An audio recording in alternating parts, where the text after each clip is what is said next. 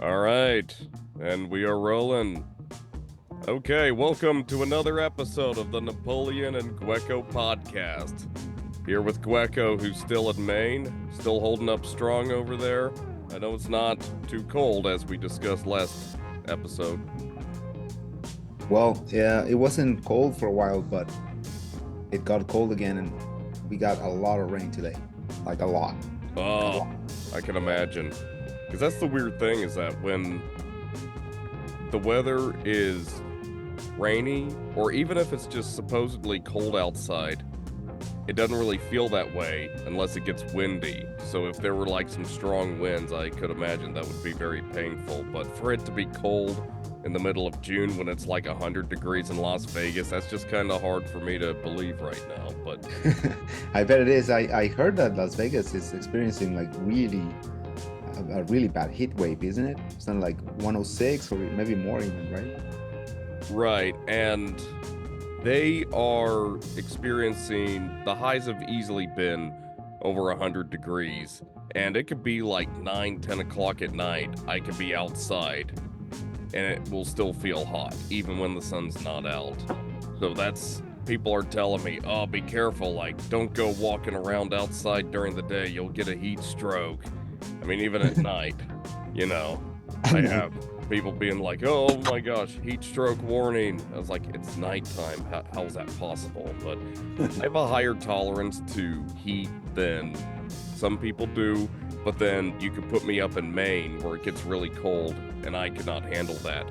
But I know people who grew up in the north, they're used to colder temperatures, so they could handle maybe like 60 or 70 degrees weather, but it gets like even to 80. It gets really hot. They could not handle the summers out here in Las Vegas. But, you know, growing up in Texas, I'm used to heat. So Las Vegas, in fact, it doesn't even feel as hot just because it's not as humid out here as it is in South Texas. That's So true. It's a drier yeah, climate. Yeah. I mean, I get it. It's hot, but I'd rather have this than extreme cold temperatures that you'd get like in Maine or in Colorado or Canada, places like that. Right. Here we are talking about the weather again. Lovely weather we're having today. Yeah, I We guess could so. just be a weather show. And today we are having a high of 107 Fahrenheit. And now let me France. convert that to those who use the metric system or to those who use Celsius. Well, yeah, if we were two hot chicks, we definitely could run a successful podcast just talking about the weather. Right. Unfortunately, But we're not. So we have yeah, to talk we're gonna about have other to things. keep it interesting. Yeah. Right. So yeah, definitely been still hitting up the open mics as starting to get some shows out here. Been able to get a couple of hosting spots too. So that's really what I enjoy doing is I enjoy making people laugh, but I really love to host because my dream job is, as I've probably mentioned before on the show, I want to be a game show host. So right now, getting to host an open mic or a comedy show, that's like the closest I can get to that right now. So hopefully it's a Pretty good much. stepping stone. We'll see what happens there, but you know, I've been kind of grinding at it. We'll see if we get some results soon. Cool, man. I know that hosting and performing, you know, for for the night is a different kind of, you know, procedure or performance that you have to put on.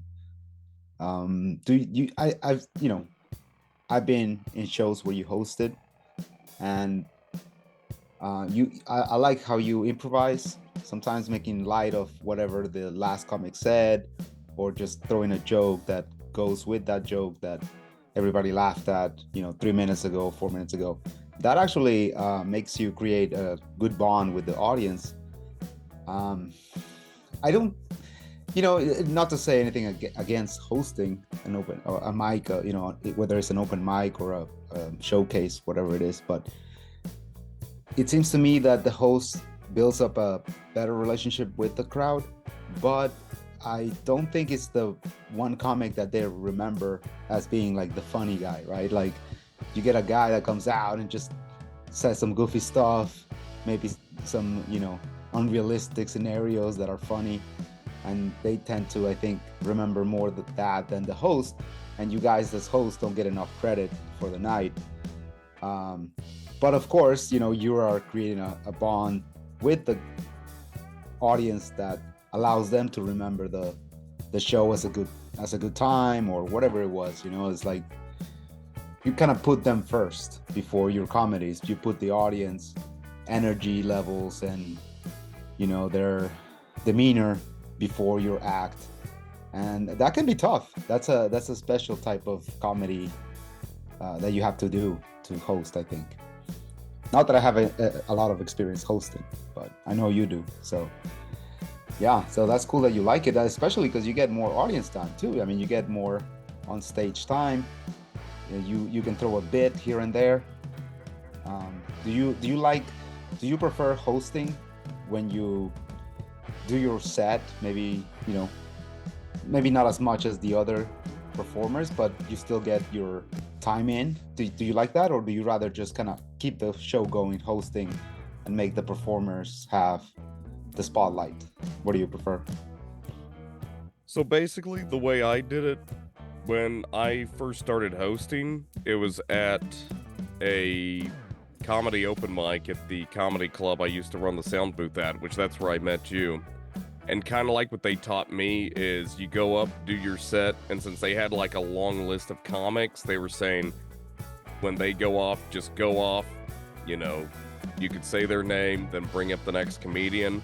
Sometimes I could maybe sneak a fast one in there, maybe an easy one-liner, if it had something that was relatable to one of their jokes that the audience might kind of laugh. But at the same time, if it's like a bar show or maybe a showcase where it's a little bit more flexible for the host, I know some people like to kind of throw out stuff in between comics, but me personally, maybe I will throw out maybe a one-liner here and there, but I'm probably not going to go into a whole new bit after a comedian or in between comics, because the way I see it is that I did my set at the beginning of the show. If I just want to throw out a fast one, fine, but at the same time, I know the comics are there, they're ready to go up and perform. I don't want to just keep them standing there waiting. But, everyone has their different style of hosting, and there are people who are way better at it than I am, especially like with bar crowds. There are some people that can host, and they really know, like, if a comic really bombs, they'll kind of, just go at them hard and stuff like that. I mean, I usually don't like to be too hard on people, because I kind of know there's plenty of nights I have where, it doesn't go well, especially if it's an open mic. It's like, hey, you're there to try out new jokes, new material. It's not all going to work. And, 9 out of 10 jokes that I try, they don't work. As far as the level of funny, sure. I mean, especially if you're hosting a showcase, yeah, you do have to be funny. However, like maybe at an open mic, sure, it will help if you're one of the funniest people there because you're running it. However, like at a showcase, they don't expect you to be the funniest person on the show. Usually the funniest person is supposed to be the headliner or the one who's closing out the show. Like especially at a club, that's who most of the people are going to see as the headliner. So if you are the host, like sure, you want to be funny, but you don't have to be like the funniest person in the room. In fact, if you are, it kind of will make the headliner look bad in a way. And that, so it's kind of like, it's more, you got to keep the crowd going, get their attention, keep them energized, keep them clapping, keep them ordering drinks, stuff like that. Because obviously the venue is making most of their money off of drink purchases or whatever purchases you make at the venue. Usually the ticket sales, if they are charging, most that goes to the comics or the headliner. Usually, like every show I host, the headliner's always really funny. Yeah.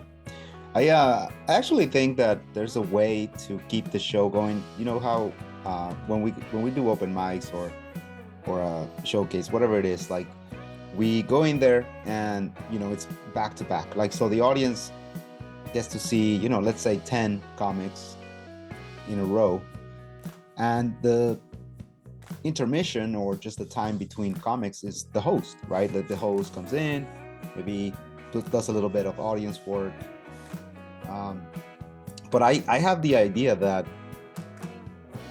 it's easy to lose an audience when you have back-to-back comics, even if the headliner is really good, by the time he gets to go, or the person gets to go, the audience a lot of times is tired. They've been hearing good jokes, bad jokes, good comedians, bad comedians, whatever, and it's just a mixed bag, and they're tired. Even if all comedians did a good job and kept the crowd going, they're still tired from all the laughing and thinking about the jokes. And I've always thought that where venues go wrong, because definitely, ultimately I think it's their decision to do something like this, where they could do a little bit of a break between not every comic, but let's say maybe 4 comics. Then you give the audience a complete break, like just literally talk among yourselves, put some music on, or maybe just a little more silence, a little bit of music. They can maybe have a drink, enjoy with their friends, and then back to the show. And I've never seen any of the shows that I've been to where I performed, they've never done that. But I've seen it happen in other shows that I've attended. And I think it's a really good idea. Same goes with like karaoke, right? Like you have karaoke night, and most karaoke is just like, next up, Tracy, next up, Alan, next up, Mike. And they're all singing and singing. And it gets to a point where you're just like kind of tired of hearing people singing, because they're not that great, right? They're good. A lot of them are good, but you're gonna hear some awful songs. Some of your favorite songs are gonna get destroyed. And so when they give a break, maybe 5 minutes, 10 minutes, not 10 minutes, probably too much for a karaoke, but 5-minute break. And then I think it lightens up the mood. Everybody gets a little relaxed, gets to talk with their friends, and then back to the show. What do you think about that? Would that be something that you would do if it was up to you? So it's not a bad idea, but the way I see it is that I've done community theater before, so I don't really see a comedy show as a play. Usually most plays have 2 acts, some have 3, but in between acts they have the intermission. And that definitely works for like live theater, but for a comedy show, I guess it all depends. I guess it all varies, but just the way I'm used to it, you have your host, you have maybe, 1 or 2 people doing guest spots, you have your feature act, and then you have your headliner. And in between them, if it's at big club or something like that, the audience probably won't get bored. You're at the Laugh Factory or you're at Jimmy Kimmel's comedy club. They're probably going to stay. They might get up to use the restroom. They might run to the bar to have a drink, but a lot of times, if that does happen, it's maybe because, okay, the headliner's not up yet. They're okay with like missing a few minutes of one of the other acts. But, probably they're there because they know the headliner. They want to see the headliner. They know that they will be funny. But as far as it goes with maybe an open mic, I can understand what you're saying. And I know maybe for an open mic that would work a little bit better if they were to take an intermission, because there will be I'm not talking about a big one, just kind of like a little break between. No, I understand what you're saying. Just have them, it's kind of like the audience also gets to maybe talk a little bit about the last guy. How did you? That reminded me of you. The audience tell each other, and then it's back to the show. It's not like a big thing. It's just maybe a little, even 2 minutes or something, but just get them a little bit excited about the next one. Where I've seen it where it's like back to back. It's just like Joe and Mike, and it drags on, and then the audience, like you said, they go get a drink, they do this, and then the worst thing is that sometimes a few comics get like very loud audience, which they shouldn't be doing in the first place, but the audience maybe starts talking, and some people start to get loud here and there because it's so repetitive that they forget that they're in a show. And so, giving them a little break, I always think might be a good idea to go about it. Sometimes that all varies by venue. That might work at a club because people are there to see comedy. They're not going to leave. But if you're doing a bar show, that's part of the problem. Is I've noticed sometimes we'll be struggling to maybe kind of get a crowd, or maybe we will have a crowd at one point, but then we'll have an intermission and some of the people will just leave. And then you get back to the show and, hey, where did the audience go? And that was one problem with one show I did not too long ago. We were trying to get people out for the show, and then we got a few people out there, and we kind of like, maybe some of the acts went up and then kind of in between, maybe a few of the people walked out or they walked away from where the stage was. And by the time the headliner went up, there weren't as many people left. And then it's like, oh man, that doesn't look good. But Yeah. that's kind of the thing, is that if you're like at an open mic or you're at a bar show, you really got to find some way to keep the crowd going. And I can understand, like, if it's at an open mic, people are trying out new jokes, maybe don't do so well. That might lose part of the crowd. So that would kind of be the time for the host to step in, start throwing out a few jokes here and there just to keep the crowd going. Because if you're a really good host, you can keep the crowd going, like, no matter who performs. Someone goes up and kind of loses the audience or bores them, then the host can jump up, maybe throw in like a quick one that they know is going to work, and maybe keep the audience laughing, keep them ready for the next comedian.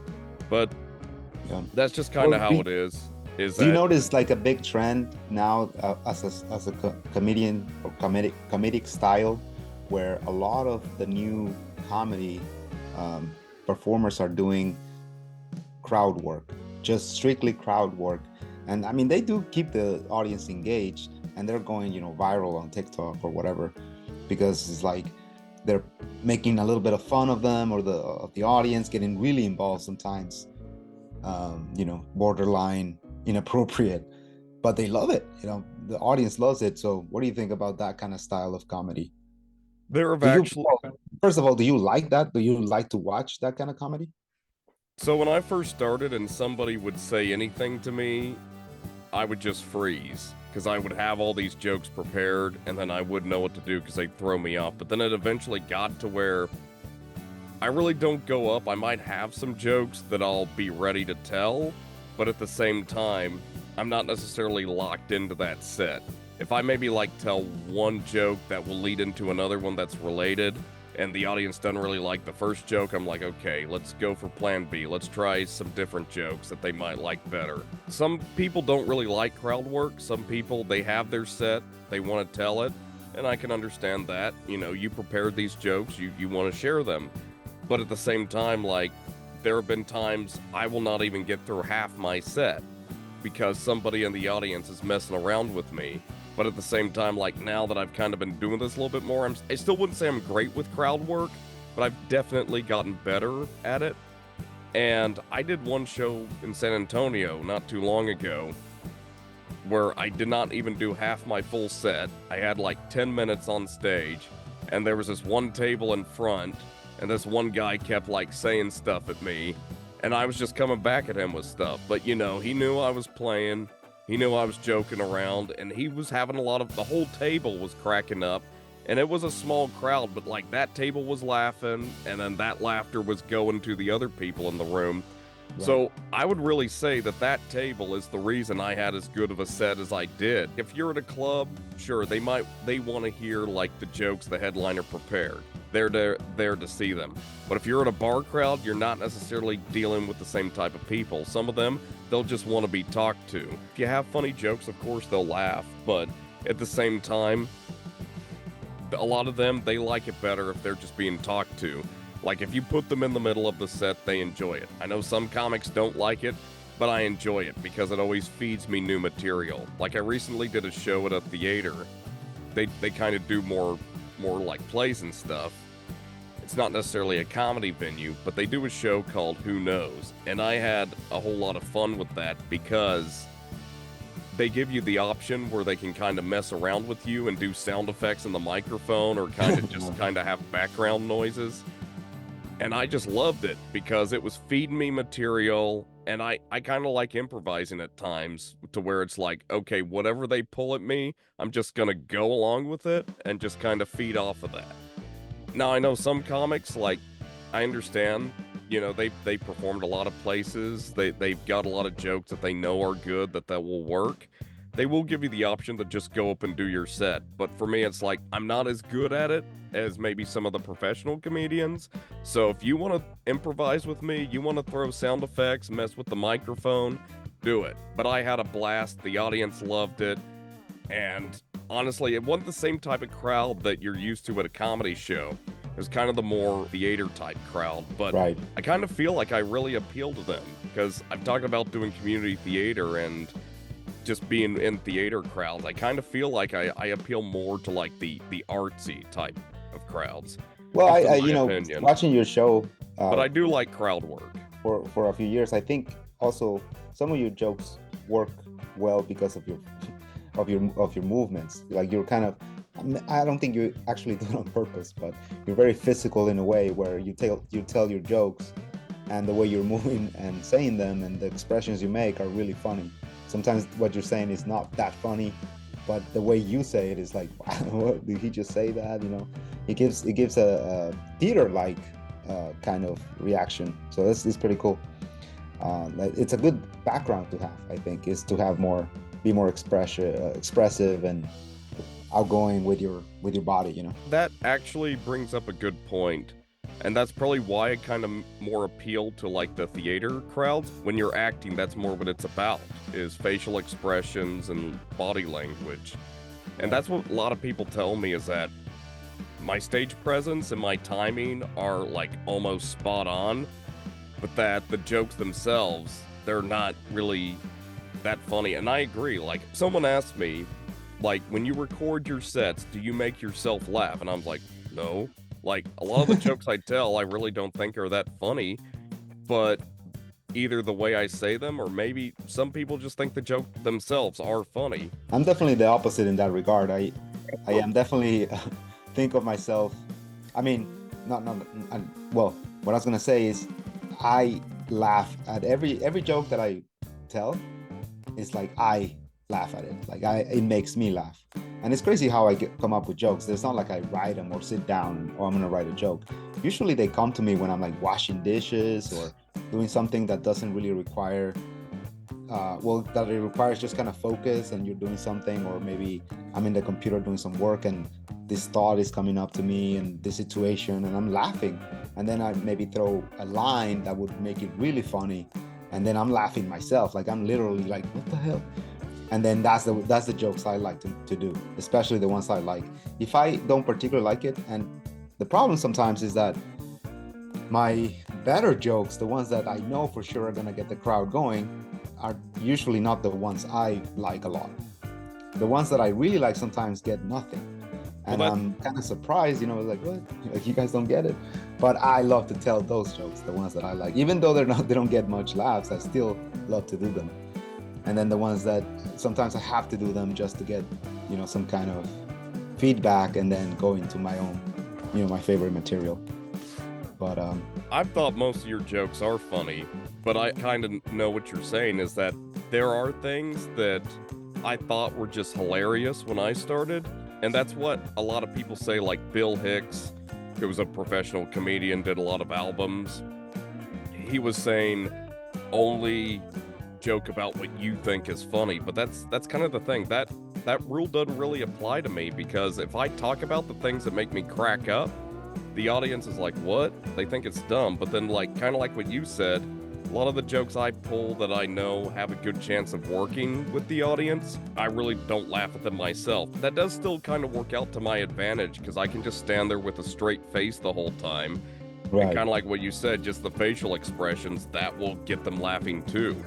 Right. But that's kind of the thing, is that some people want to talk about, like, if you're just going up there and you're just sounding awkward, or you just kind of sound weird, like, that's not real comedy. Or like, some people want to say that I'm not a real comedian because I'll just act awkward and get laughs on stage. But I really don't know. Like, the way I see it is, whatever is comedy, I feel like there's no wrong answer to that. Just in my opinion, I feel like everybody has their own opinion of what they think is funny.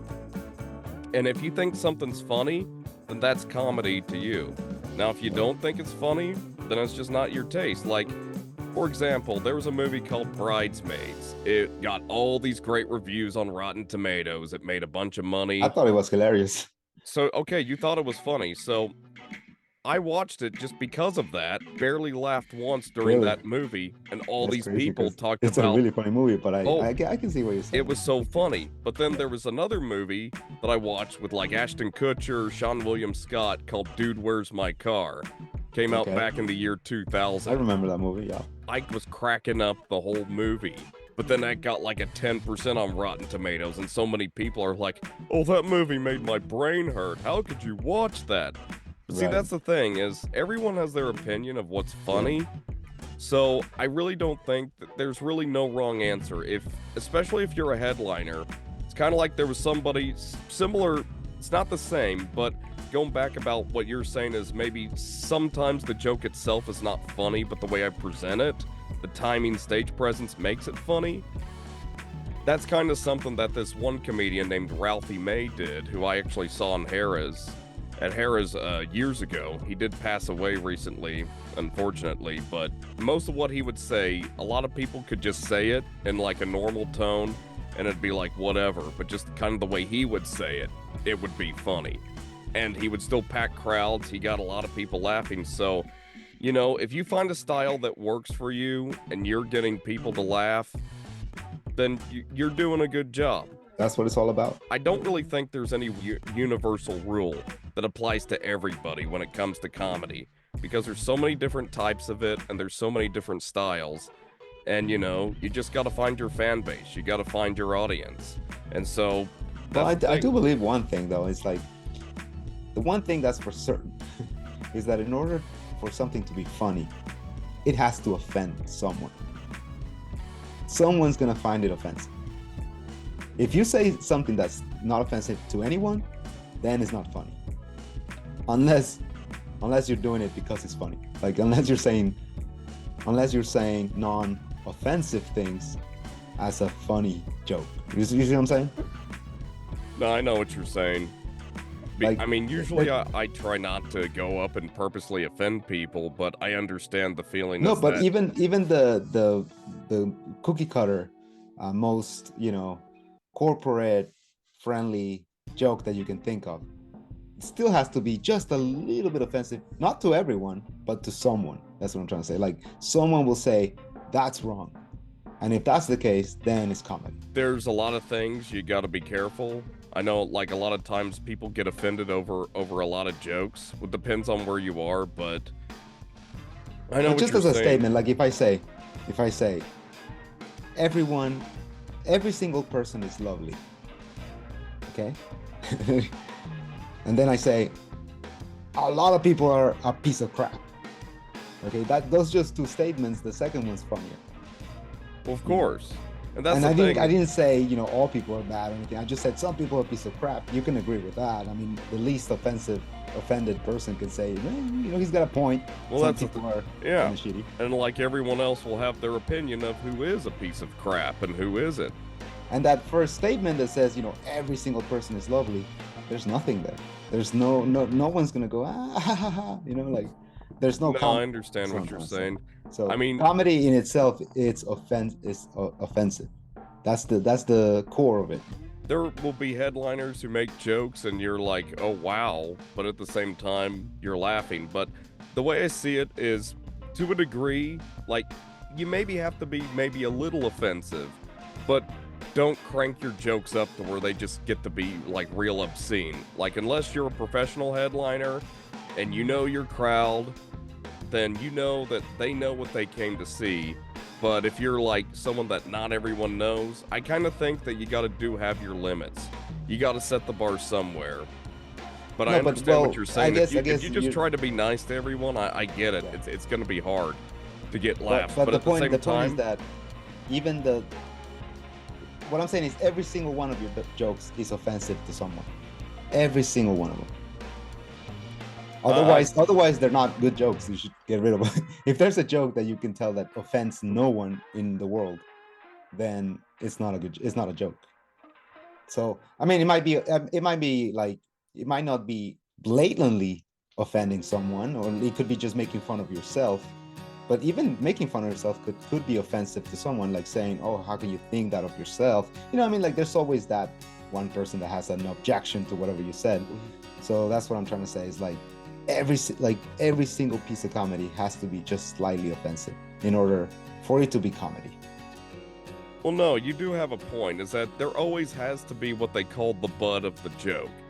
Somebody or something There you go. That's will yeah. be the butt of the joke. And a lot of times, if it's yourself, I mean, hey, that's fine. And that's even what they say is that, especially if you're not well known, then when you go up on stage, you talk about yourself. You make fun of yourself. You're automatically telling the audience, hey, I get it. I'm like this, and you're giving them the right to laugh at you. Then that kind of maybe opens the door to maybe, if you want to do some crowd work or mess around with other people in the crowd. And usually I don't really do that unless they say something first. And that's really an unspoken rule. Someone in the crowd blurts something out at you, then They're fair game. They're fair game. yeah, somebody in the crowd blurts something out at you, Yeah. they're automatically asking for it, for you to come back at them. Yeah. Even if they don't want it, that's really what it's going to be, is that they open the door for the headliner or whoever's on stage to make fun of you. Yeah, when I first started doing comedy, I was a bit, it crossed my mind that somebody would just start talking and, being kind of, what do you call it, a heckler while I was doing my act. But then I decided, okay, if that happens, I'm going to go all in I'm going to do one quick response, go for the jugular, and then move on. And it's worked out really well to the point that I really don't get heckled mostly ever. And the few times that I have been heckled is like I just say something that just cuts them off right there, and it's actually kind of funny. Like a couple of people laugh, haha, and then I move on, and then no one says anything because they kind of know. And the funny thing is, like, even after the shows after that, I still don't get hecklers because it's kind of like they can tell, the audience can tell that if they mess with me, they're gonna maybe regret it. And then the way that's actually brings me to my point that all comedy is offensive, and the art of it, the art to make it funny, I guess, and have a success with it where most of the audience laughs, is to make that offensive statement or idea and make it palpable, make it, say it just in a way that it's just borderline, like you almost don't get the offense, you just get the joke. You see what I'm saying? Like the art of the comedy is to deliver the idea or the offensive idea in a way that people can laugh at it. Oh, of course. And I know people who, they will have those jokes that you might be like, oh, that's offensive. But at the same time, the whole idea, and especially with like talking about yourself on stage and making fun of yourself to start with, is that you're showing the crowd, hey, like, I'm no better than anybody else. So the thing about comedy is if you go up on stage trying to automatically make it sound like, oh, I'm better than you, you're automatically going to lose half them because they're like, oh, this guy's just here to preach to us. But, if you go up and you make fun of yourself and you kind of get the crowd going, you get them to like you. And then once you kind of get them to like you, you might be able to kind of edge out a few jokes, which aren't necessarily like really offensive, but as you said, they might have to be a little offensive. Somebody has to be the butt of the joke, but like you've kind of gotten them on your side. They know it's just jokes, they know it's comedy, and they'll still laugh. I have a bit of a different take on it. I think if, let's say, they don't like you, right? You're not a known comic. Let's just say that. Maybe there's no reason to not like you, but there's no reason to like you either because they don't know you, right? They don't know who you are. You're kind of a new guy coming in. And let's say you go in with an offensive set to some, not to everybody. Not like you're trying to be offensive, but it's part of your act to say some offensive stuff. But you're actually funny. You actually get laughs, right? Like during your set, you get laughs. I think that's a good set. People might still not like you, and that's one thing I discovered doing comedy is like, and one of the biggest reasons I started doing it is to get the anxiety of public speaking and not care so much about what people think. And it really solidified those thoughts that I had. Is like, if I do my set and they're laughing, and then I finish my set and nobody talks to me, nobody says hi, they kind of give me the cold shoulder, which has happened to me, because I have, as you can tell, a bit of a rebellious personality. I'm not such an agreeable guy. Sometimes I kind of speak my mind on offensive topics or whatever it is. And I'm happy. I'm happy because I got the laughs. I got the laughs. Maybe I didn't get the nice handshake afterwards or the high five or the invite to the next open show, but in my mind I won. In not like this a competition against other comics, but I won my set. Like I was going in with a objective, and I accomplished that objective by making them laugh. And some people will laugh at your jokes and still hate you at the same time.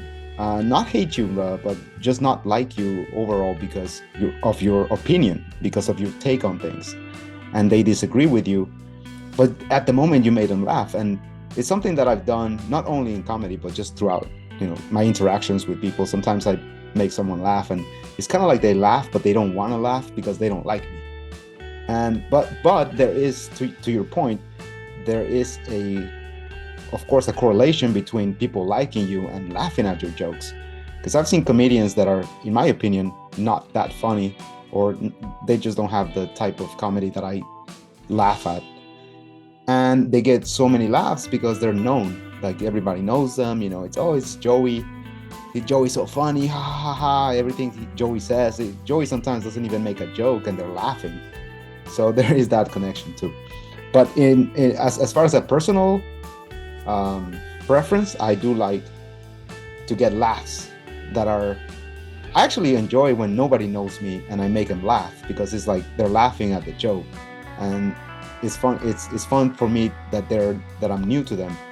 I kind of would not like to perform comedy for the same audience over and over, because even if it's a new set, you I guess as comics we always like a fresh audience, right? Somebody that doesn't know what you're bringing, and then you bring it and they're like, oh my god, what the hell, I never heard this kind of stuff, or something like that.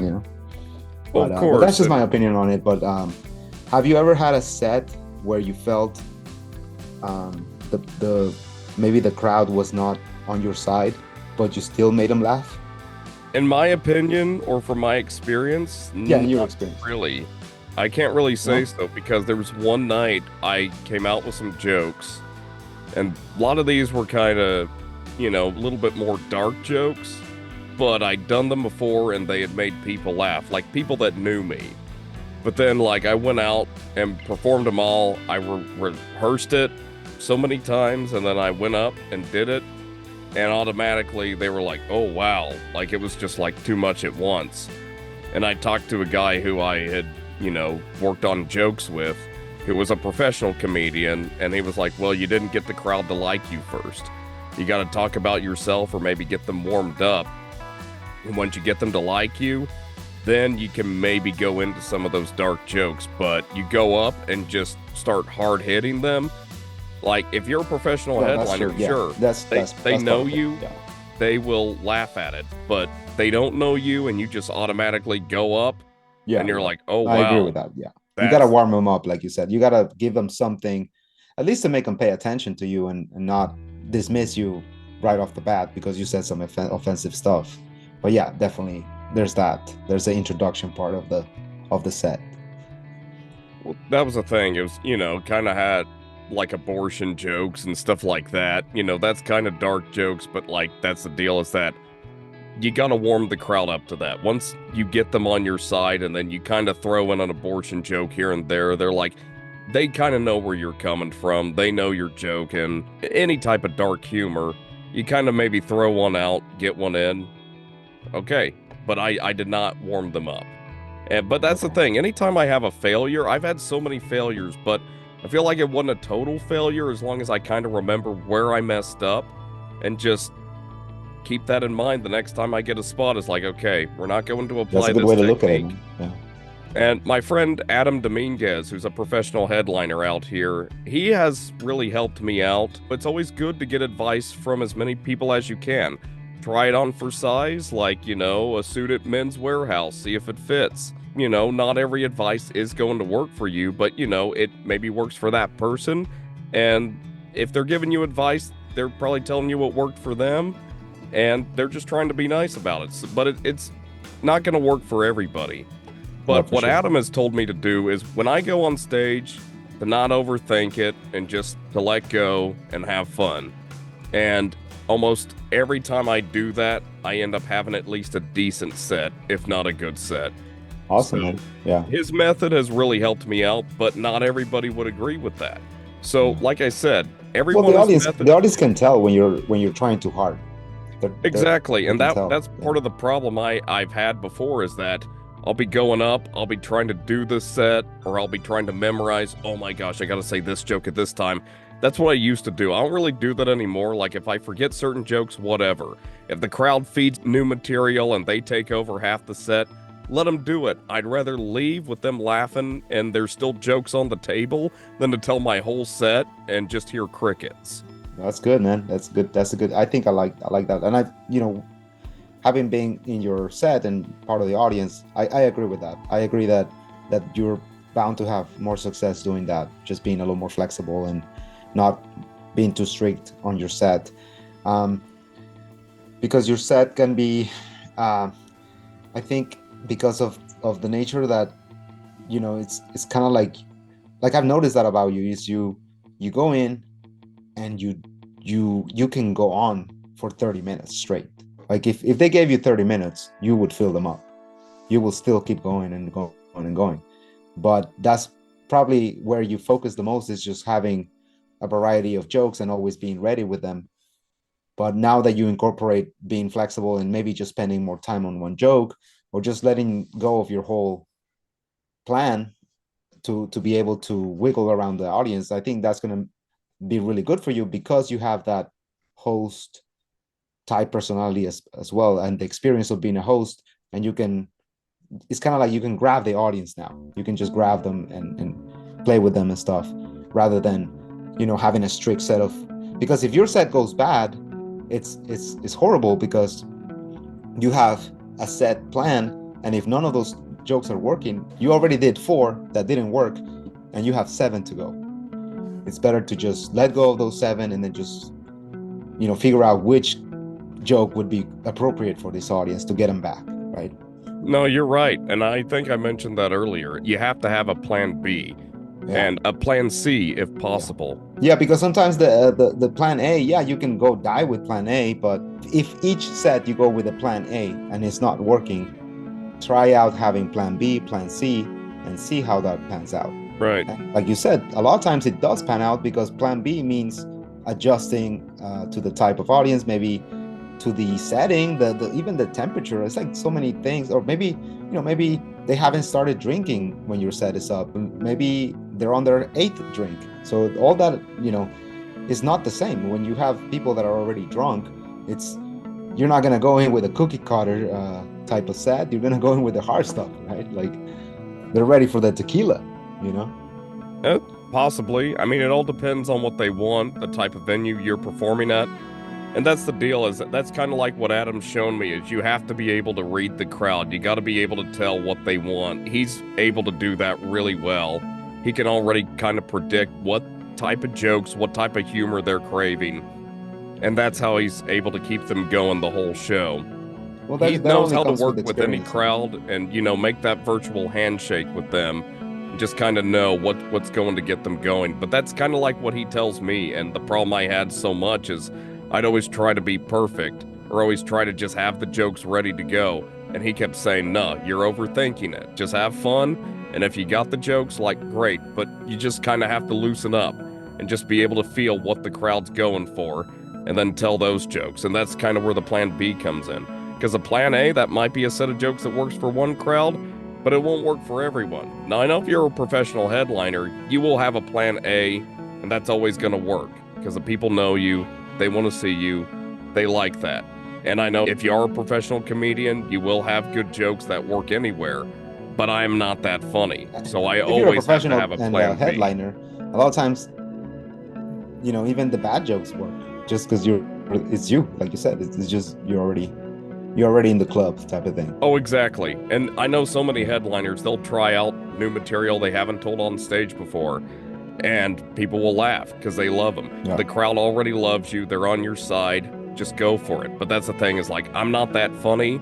So I always have to have those backup plans. And the main thing is just not overthinking it. That's all that I got to be ready for. Because you're right. Every time I have a joke where I've got like 10 jokes and they don't laugh at the first 3 or 4, it's like, crap, this is going to be a bad night if I keep going the same path. We got to make a Exactly. left turn. Well, hey, it's been great discussing comedy. Hope to see you on stage some more. Hopefully, I could be hosting for you. Maybe come out to Las Vegas sometime. I know all the great hangout spots, and I hope things are going well in Maine. Hopefully, we can come back and do another episode soon. Cool, On, man. Yeah. Stay off. Stay cool, man. Don't go out at night because you might have a heat stroke. I'll know about it at night, but yeah, it's possible. If I'm a vampire, I have to go out at night. All right. Cool, man. Well, I guess that pretty much wraps up this episode. So, hey, thanks for joining us, and we'll see you next time on the Napoleon and Gueco podcast. Peace. Peace.